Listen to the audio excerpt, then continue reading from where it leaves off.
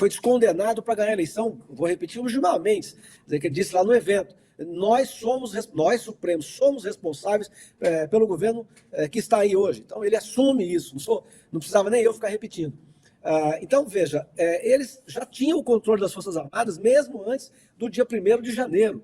Essa notícia que o Constantino está levantando, nós todos vimos, a ABIN informou, então o governo sabia de tudo. Fala pessoal, sejam bem-vindos! Começando mais um vídeo recheado de informações importantíssimas. Mas antes, inscreva-se agora mesmo no canal, deixe o seu like e compartilhe esse vídeo com o máximo de pessoas. Assim você vai estar me ajudando demais. Giro na tela e notícias a seguir.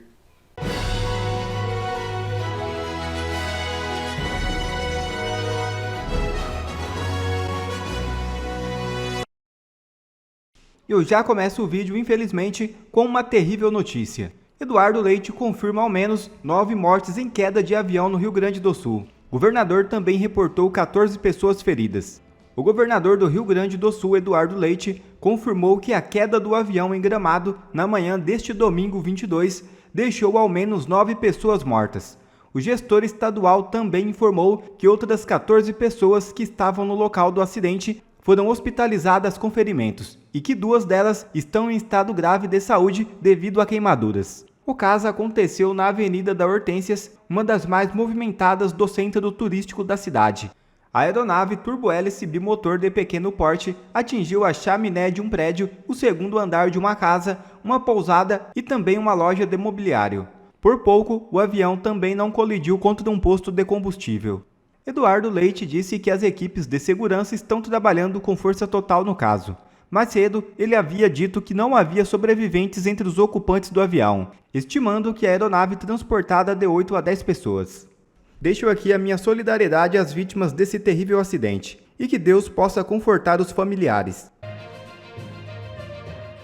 E já mudando de assunto, nova pesquisa avalia Janja e mostra o quanto ela é mal vista pelo povo. É isso mesmo. A popularidade de Janja da Silva só cai nesses 2 primeiros anos do mandato de Lula. Segundo a pesquisa Genial Quest, apenas 22% dos brasileiros avaliam Janja positivamente, uma redução drástica em relação aos 41% registrados em fevereiro de 2023, quando o governo estava iniciando.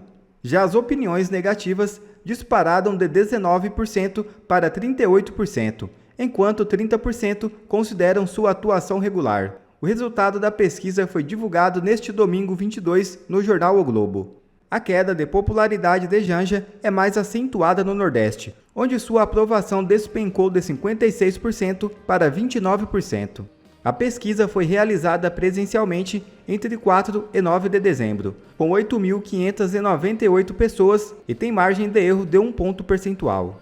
Isso é o povo mostrando quanto ama a primeira-dama, que adora torrar o dinheiro público. E não adianta esconder a verdade que uma hora ela sempre aparece. Equipe do atual diretor da PF recebeu relatórios antes do 8 de janeiro. Havia um monitoramento antecipado da ABIN sobre manifestantes, segundo o jornal. Eu já disse aqui inúmeras vezes que esse governo, essa facção criminosa, não sei se eles fazem isso por estratégia ou se é da natureza deles, mas é algo que prejudica a oposição. Esse governo tem tantos escândalos num espaço de tempo tão curto entre um ou outro, quase semanalmente, que não dá tempo de cada escândalo ser devidamente aprofundado e divulgado. São muitos escândalos. Para pensar, um ministro que é demitido por abuso sexual, assédio sexual, o Arrosgate, depois tivemos a superlicitação da SECOM, depois ele chamando os judeus de nazistas. É muito escândalo e não dá tempo de que cada um seja devidamente divulgado. Esse último agora, ele tem que ser martelado insistentemente, porque esse é um escândalo de derrubar o governo. Como vocês sabem, saiu na imprensa recentemente de que a equipe do Lula, a equipe de transição, que inclusive o diretor da Polícia Federal agora, o Andrei, fazia parte, recebeu relatórios falando do 8 de janeiro antes dele acontecer. Então eles sabiam antes e não fizeram nada. A situação é tão indefensável que até esse cidadão aqui, que é um grande passador de pano do Lula, que é o Josias de Souza, odeia Bolsonaro, jornalista esquerdista, até ele está indignado com esse escândalo. E acho que foi sexta-feira, passou 1 hora falando sobre esse caso. Vale a pena assistir, presta atenção. Que entre 2 de janeiro e o 8 de janeiro, a ABIN produziu 33 alertas de inteligência. E eles foram repassados, inclusive, para o então chefe do GSI, que era o general Gonçalves Dias, o nome de poeta, agiu como se estivesse no mundo da lua, não deu atenção. Houve, inclusive, no dia 6 de janeiro, 2 dias antes, portanto, do ataque à sede dos Três Poderes, houve um informe alertando, olha, tem ônibus chegando em Brasília, podemos ter problema na Praça dos Três Poderes. E aí o general confirmou, respondeu pelo WhatsApp, vamos ter problemas. O general Dias, que eles não queriam que fosse de jeito nenhum na CPI, na CPMI do Rio de Janeiro, confirmou, vai ter problema. Eles sabiam que teria problemas. E não fez nada para evitar. Ou eles organizaram o problema. Que os problemas ocorressem, né? Então houve, de fato, uma lambança, Fabiola. Uma lambança? Não, amiga, aí é um eufemismo, né? Esses dados que a Folha traz hoje mostram que reforçam essa percepção de que houve essa lambança. O Andrei Passos, ele é diretor da Polícia Federal. Já nomeado, já incumbido das atribuições de diretor-geral da Polícia Federal, ele também repassou informações para o ministro Flávio Dino, que se comunicou com o governador Ibanez Rocha de Brasília. Peraí, o diretor da Polícia Federal sabia, passou para o Flávio Dino, que conversou com o Ibanez. Estão de brincadeira comigo?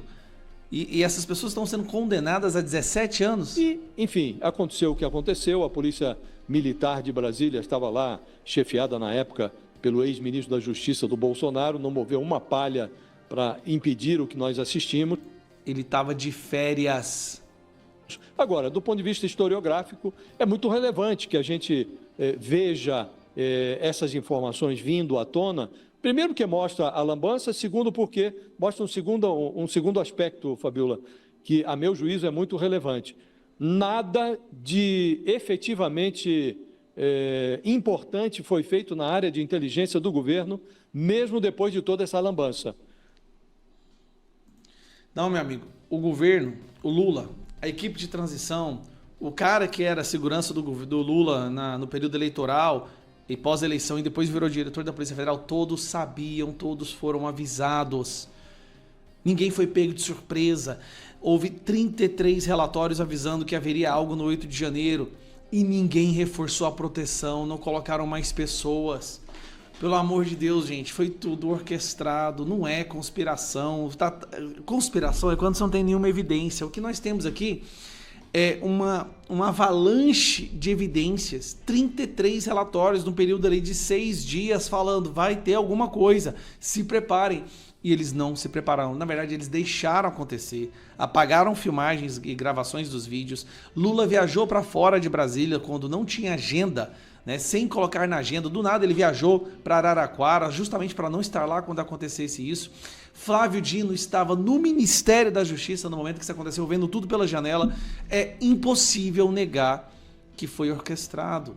É impossível. E por isso a indignação é maior ainda vendo o que está sendo feito com essas famílias, com essas pessoas que estão sendo condenadas 16 anos por passar batom numa estátua. Gente, pelo amor de Deus, não é nem questão de anistia mais. É soltar essas galeras e prender quem organizou essa destruição de patrimônio público, que foi o governo. Me desculpa, esse cara aqui é um esquerdista de carteirinha. E ele mesmo fala, só que ele fala assim, foi uma lambança. Não foi, foi muito bem planejado. Muito bem planejado. A equipe de Lula, chefiada por atual diretor da PF, recebeu relatórios da ABIN antes do 8 de janeiro.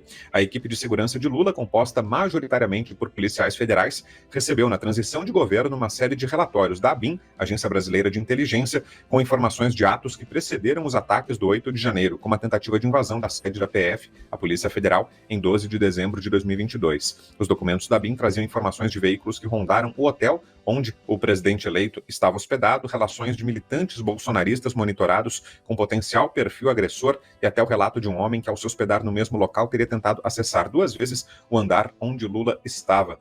Vamos lá, Serrão, começar contigo, te ouvindo, com a importância dessa informação. O que é interessante nessa informação é que dentro da própria máquina estatal, na gestão Jair Bolsonaro, havia gente espionando o bolsonarismo. Isso está bem claro, que foi assim. E pela qualidade, pelo tipo de informações, seriam até escutas que seriam mais sofisticadas do que se poderia imaginar. No tempo do regime militar, isso seria chamado de arapongagem. Dos arapongas, que eram, como eram chamados, os antigos espiões do SNI, o velho Serviço Nacional de Informações, que cedeu à ABIN, Agência Brasileira de Inteligência. Então, esse é um ponto grave. A gente tem um Estado brasileiro, uma máquina estatal, que faz o monitoramento nem totalmente legal da maioria das atividades políticas. Isso é assustador. Então, você teve militar que foi vistoriado por esse sistema, aquela história de que como é que o sistema de poder descobriu que haveria militares fazendo churrasco, fazendo reunião para organizar o tal golpe. Ou então, como é que eles descobriram ou souberam que nesses eventos você tinha gente que falava mal das autoridades constituídas, principalmente do Supremo Tribunal Federal? Caramba, hein? Que espionagem boa, hein? Acho que devia ter um monte de James Bond atuando aí no sistema de inteligência brasileiro. E, curiosamente, o PT recebeu essas informações. Então vejam como é que a coisa desanda. O quanto o Jair Bolsonaro, a gestão dele, deixou de cuidar da sua própria segurança interna, permitindo que tivesse divisões ou na BIM, ou na Polícia Federal, ou em outro sistema de inteligência paralelo, que permitiu que o governo Bolsonaro fosse totalmente monitorado e seu adversário plenamente abastecido de informações estratégicas para fazer sua tática de campanha e sua tática de atuação posterior, que foi a narrativa, a construção da narrativa de que desde 12 de dezembro de 2022, o bolsonarismo planejava um golpe de Estado ou para impedir Lula de tomar o poder ou para, se Lula tomasse o poder dele logo depois. Muita narrativa, muita historinha e agora informações ou confirmações, indícios fortes de que havia uma arapongagem beneficiando Lula. É dose para mamute, Vitor e Consta. Assista também o Braddock Show ao vivo. Fala, Consta. Pois é, além disso, né, o aspecto da negligência, na melhor das hipóteses, a gente já mencionou aqui, se não uma infiltração deliberada, né, um esforço em fazer acontecer aquele 8 de janeiro, porque eles queriam as consequências. Estava muito claro isso na época, né? Quando o sujeito ganha na Mega Sena e morre 10 dias depois, a primeira pergunta que qualquer um vai fazer é quem é o beneficiário disso aí, né? Quem se beneficiou com esse 8 de janeiro? A gente sabe, né? Quem queria avançar com a censura, com a narrativa de que o bolsonarismo é golpista em essência para justificar inquérito do fim do mundo de 5 anos, censura prévia a jornalistas, perseguição política e blá blá blá. Tanto é que nesse inquérito da PF aí meteram lá que desde 2019 estariam tramando o golpe, né? Quer dizer, o Bolsonaro, antes de virar presidente, já virou e falou: vou dar um golpe. É um negócio ridículo, né? E esperou sair da presidência para poder dar o golpe. Né? Uma coisa assim, absolutamente lógica, né? Então, Brau, qualquer brasileiro com QI acima de 70, portanto, que não seja eleitor do Lula, existem eleitores do Lula com QI acima de 70, mas aí tem honestidade inferior à do próprio Lula, né? As pessoas já se deram conta que essa história de golpe não aconteceu e de que as peças do quebra-cabeça vão surgindo e houve ali, sim, um esforço de que aquilo saísse do controle, uma manifestação que estava sendo engendrada e tudo, que saísse do controle, talvez com infiltrados, para que servisse de desculpa para o que eles fizeram depois. Isso está muito claro, né? Isso não é gente de chapéu de alumínio que levanta essa tese.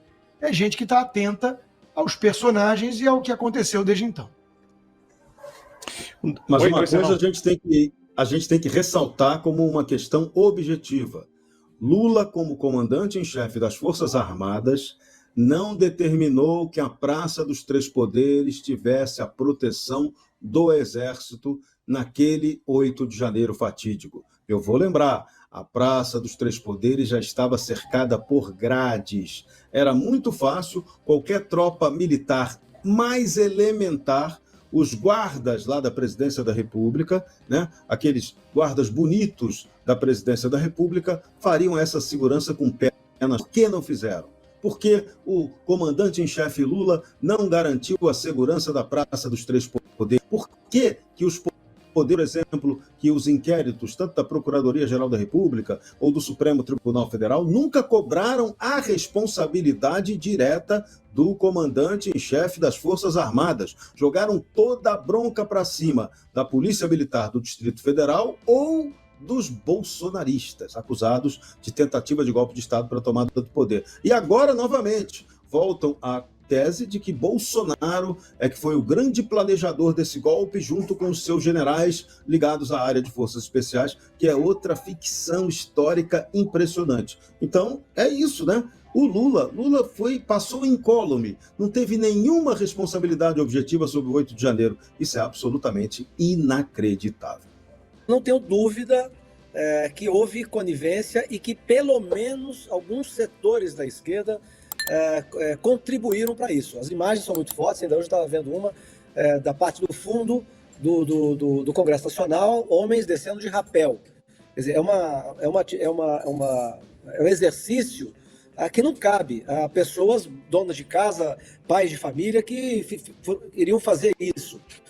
Então, na verdade, há um ponto de indícios, a presença do G. Dias, a presença de outras pessoas do governo, praticamente recebendo os que invadiram, que dá claramente essa convicção de que houve conivência do governo, houve ineficiência da autoridade do governo, e eu não tenho dúvida que alguns setores da esquerda estaram nesse momento para jogar isso nas costas da direita. Agora, isso, na minha opinião, mais cedo ou mais tarde, um dia virá à tona. Não dá para segurar, tem coisas que às vezes passam 1 ano, 10 anos, 20 anos, mas vem, e vai vir. Espero que mais cedo do que nunca. O Brasil está difícil de entender, porque, veja, olha o que nós estamos falando. Eu já disse que, para mim, a maior fake news de todas é a história de que o ministro do Supremo Tribunal Federal continua afirmando que houve uma tentativa de golpe de Estado no dia 8 de janeiro. Isso não tem, para mim, maior fake news do que essa. E olha que loucura. O presidente Bolsonaro passa o comando das Forças Armadas para aquele que ganhou a eleição, foi descondenado para ganhar a eleição, vou repetir, o Gilmar Mendes, que disse lá no evento. Nós Supremos, somos responsáveis pelo governo que está aí hoje. Então ele assume isso, não precisava nem eu ficar repetindo. Então, veja, eles já tinham o controle das Forças Armadas mesmo antes do dia 1º de janeiro. Essa notícia que o Constantino está levantando, nós todos vimos, a ABIN informou, então o governo sabia de tudo. Quer dizer, e o governo responsável para cuidar da ordem pública não conseguiu cuidar, e o culpado é o Bolsonaro. Então, assim, é difícil, acabado de chegar aqui no Brasil de uma hora para outra, ele vai ter dificuldade de entender como é que um governo empossado, que já tinha indicado os 3 chefes das Forças Armadas nos últimos dias do governo anterior, que já tinha sido avisado pela BIM da possibilidade daquela manifestação fugir ao controle, ele não teve reação. Então isso, casado com a interrogação do Constantino, junta uma coisa com a outra, reforça a ideia de que houve conivência e até mesmo de setores da esquerda que se aproveitaram de homens e mulheres de bem do Brasil, pessoas simples, foram manifestar a sua inconformidade com o que aconteceu naquele processo eleitoral, e alguém ali aproveitou a ocasião para criar essa narrativa que tomou, porque eles não têm o que falar, né? Eles não têm proposta. Estou lá no Senado da República, não tem proposta de coisa nenhuma. Então tem que substituir tudo por essa narrativa. Quer ver mais conteúdos como esse? Então inscreva-se agora mesmo no canal e ative o sininho das notificações. Assim você não perde mais nenhum conteúdo que é postado aqui no canal. E também já deixe o seu like para o YouTube ajudar a divulgar o nosso trabalho. Fico por aqui e que Deus abençoe a todos. Brasil acima de tudo e Deus acima de todos.